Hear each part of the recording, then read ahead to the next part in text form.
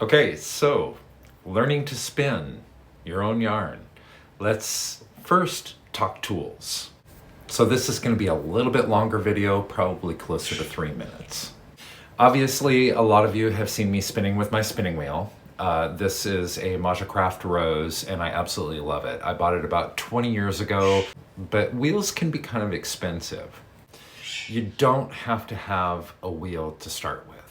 There are so many other things that you can use. So for example, this is my absolute favorite drop spindle right here. This is a Magpie that I got about 5 years ago at the Taos Wool Festival. I really, really love this spindle.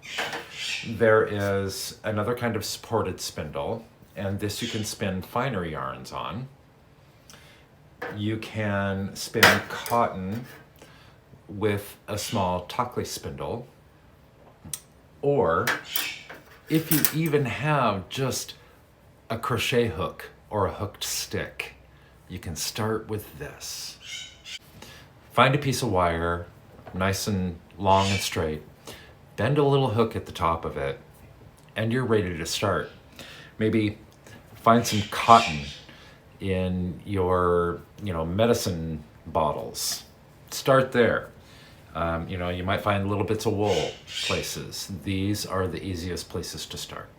Start small and learn from the very beginning. So first, let's talk about the fibers. So when we're talking about wool, we're talking about animal hair. And you can see that all of these lay out in basically the same direction. This is what we would call a worsted spun. Now, if they were all kind of circled around each other, that's typically a woolen spun. It's a little bit loftier, a little bit bouncier. But as you pull, and if you have some wool on hand, pull just a little bit and you'll see how the fibers slide against each other and thin out. And this is what we call drafting. So as you're learning to spin, drafting is going to be your main motion. And depending on how thick or thin your draft is, that's how thick or thin your yarn is going to be. Now, before you decide to pick up a spindle or a spinning wheel or anything like that, the first thing you want to do is you want to take the fiber in your hands. And if you're right-handed, hold the fiber in your left hand and use your right hand. And just grab the end of it and twist it toward you.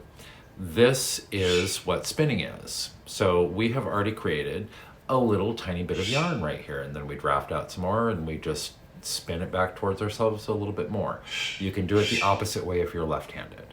I would recommend at this point that you just play around a little bit with just your fingers and some wool so that you can kind of figure out how the fiber moves, how it feels, and what the yarn feels like as you pull on it to see if there's any strength there.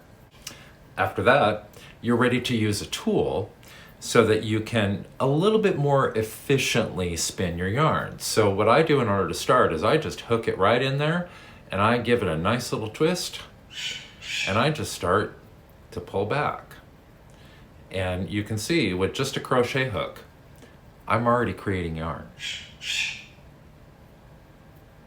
It's that simple. So go forth, start learning to spin.